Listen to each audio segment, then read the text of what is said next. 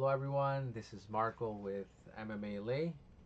I will be sharing you guys my predictions for UFC 330 and recaps. I will try to go as fast as possible. I know most videos on YouTube are 20, 25, 30 minutes long on explaining why a fighter is going to win.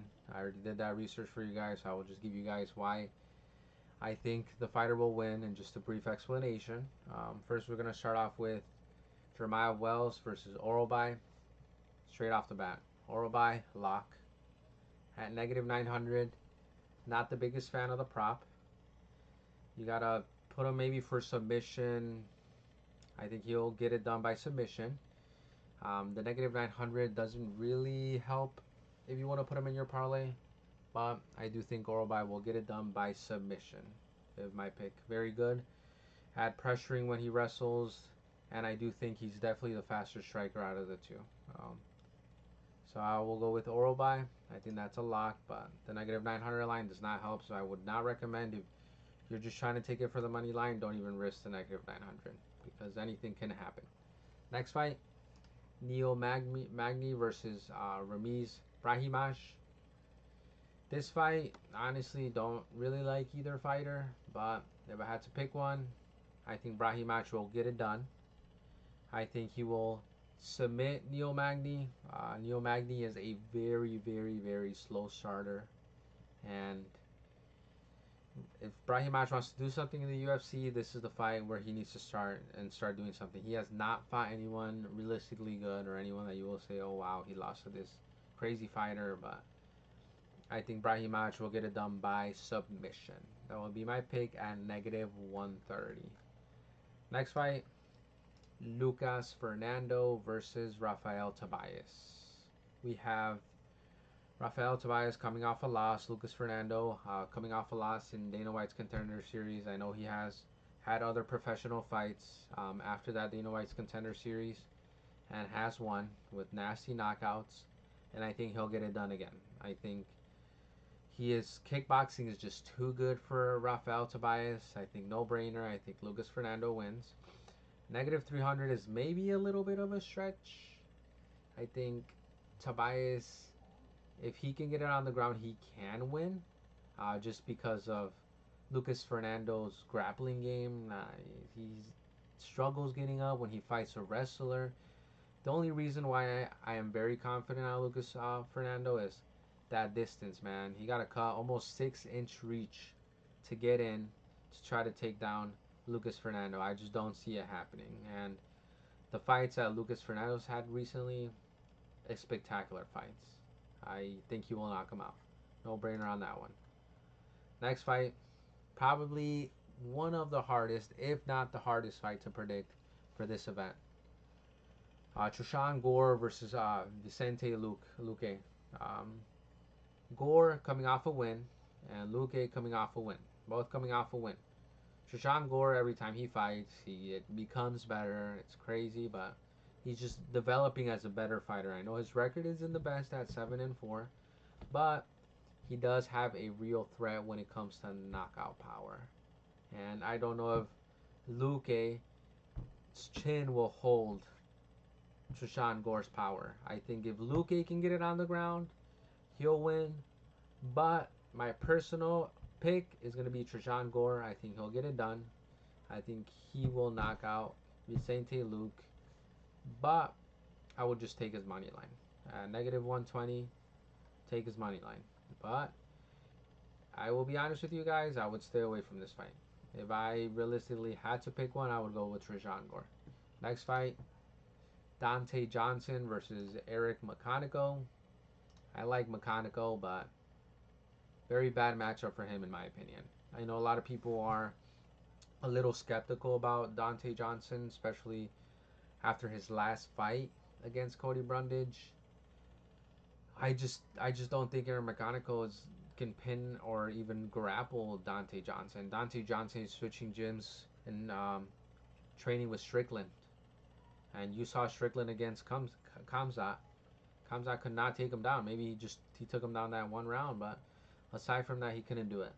I think Dante Johnson is just by far, he's a natural freak. He's too fast, and I just think he's going to be too much for Eric McConical, and I am going to go with Dante Johnson by knockout.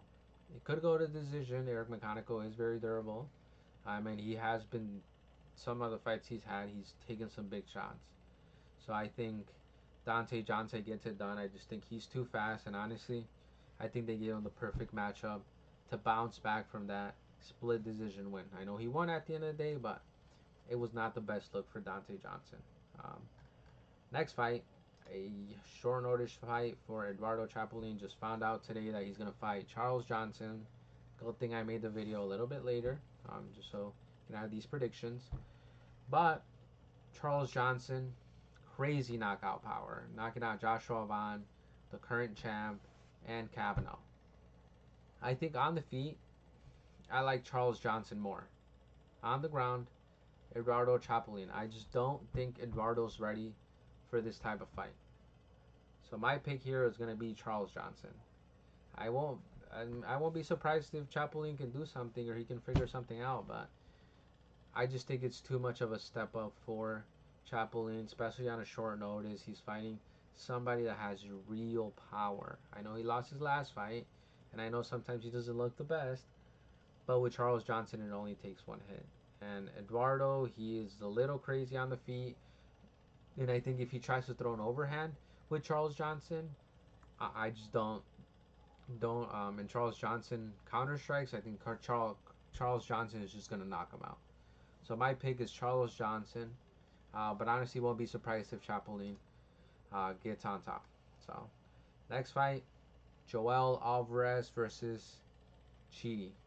Honestly, don't know how to say his last name, so I'm not even gonna bother. But me, I'm a big fan of Joel Alvarez. I know he had a really tough fight last fight, fighting somebody, in my opinion, that's gonna be up there. Maybe get a title fight eventually.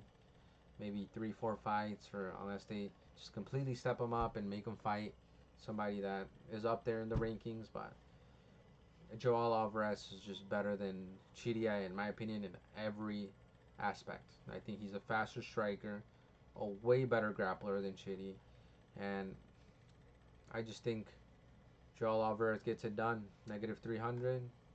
Give me Joel Alvarez. Next fight, Edson Barbosa versus Esteban Ribovic. For me, a very big setup fight for Esteban Ribovic. He should get a disgusting knockout, in my opinion. I hope he does. He only struggles when he goes against wrestlers, and Edson Barbosa is not a wrestler. He's old, past his prime. He does have really good leg kicks, but after the first round, they do wear off. I don't like the negative 575. I do think it's fair because honestly, this type of fight, I think it's going to be one of Edson Barbosa's last fights. If Esteban Ribovic gets it done, I think he will get it done within the distance. I don't see this going to decision. If it does go to decision, Ribovic has to come up with some other plan because you're fighting an old Edson Barbosa past his prime. You should be able to finish him. You're a lot faster, and Edson Barbosa is just not the same as he used to be. So I'm going with Esteban Ribovic on this fight. Next fight, Mansour Abdul Malik versus Dustin. I think Mansour bounces off the loss he had. I know it was a terrible loss. Fought a taller Poatan, somebody that, in my opinion, is gonna be up there in that division eventually, man. His striking against Mansour was ridiculous. But give Mansour a Dustin fight. I think, in my opinion, is a bounce back fight for him. He needs to win this. Mansour, Dustin used to train at the same gym that Mansour trained at, so I'm pretty sure all the trainers know the way Dustin fights, and probably already came up with a plan for Mansour to just walk through this guy. I don't. The negative 650 I don't like.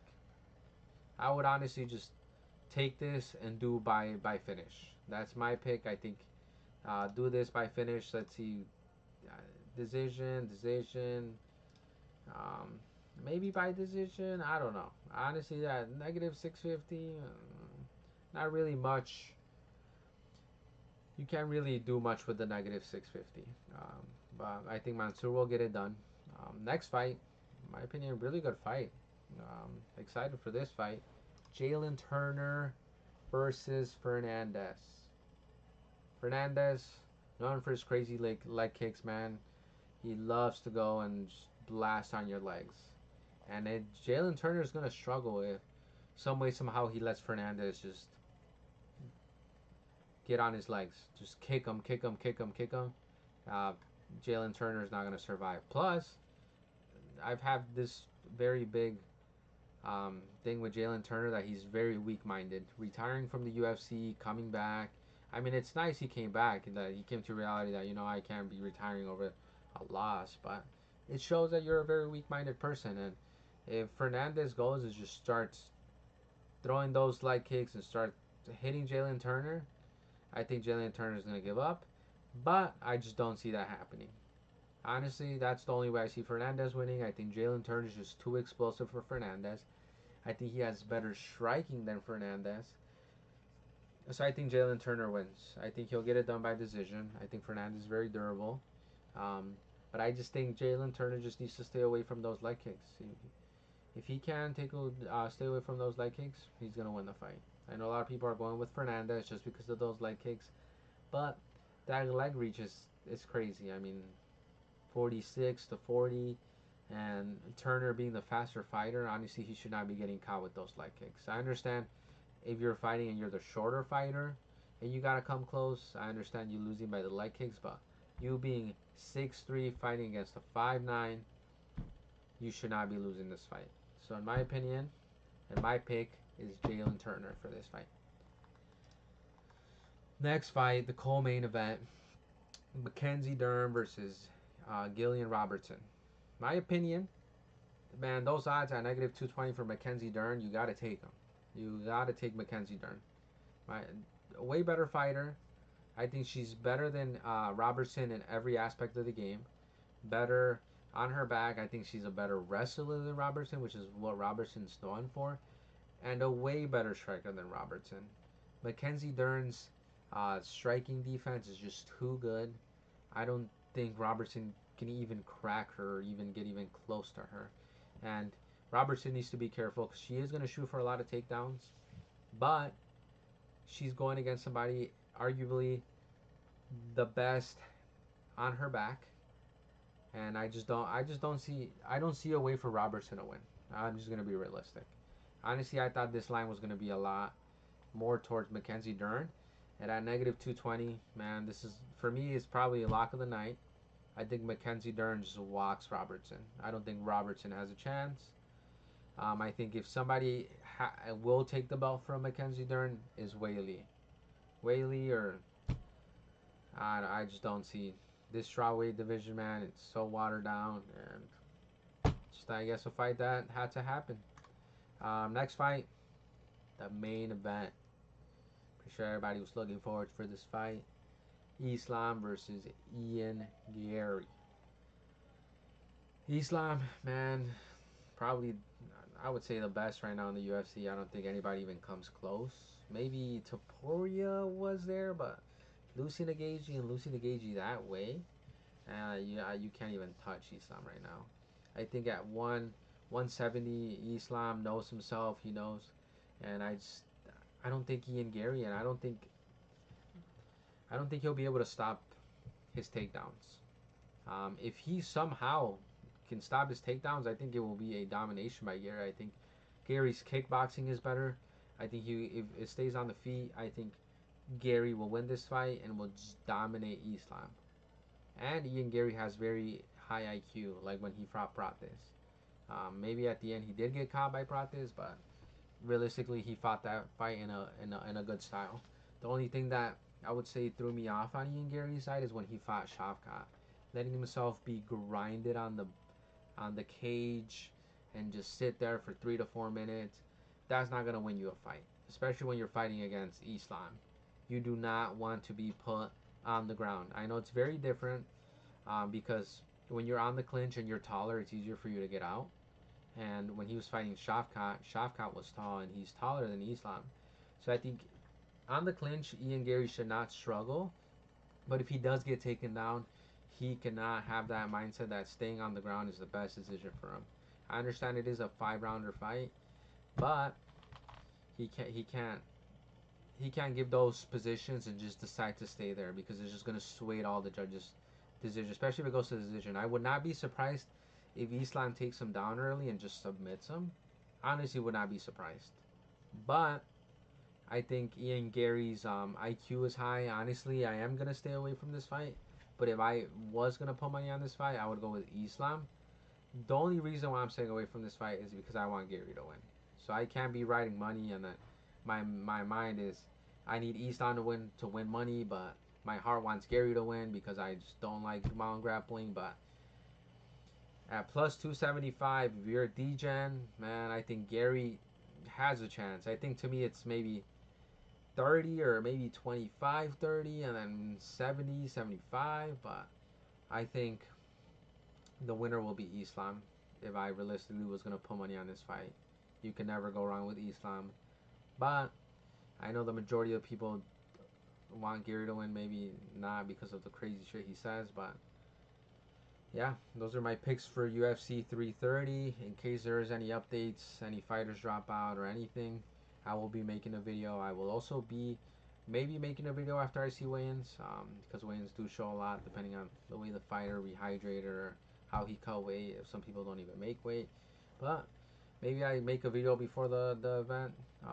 If you guys do like these videos, please make sure you subscribe, you like the video, and show support. If you don't like any of my picks or some of my picks, please comment down below. I'm very curious to see what your guys' opinions are and who you guys have. But just a quick recap on what I would put would be I would put Dern to win, Jalen Turner to win, and I'm just going this based off like you guys want to make money because some fights aren't gonna really pay. I would take Esteban to win by finish. I would take Joel Alvarez money line. This fight, I don't even know what the odds are right now. I honestly haven't even checked.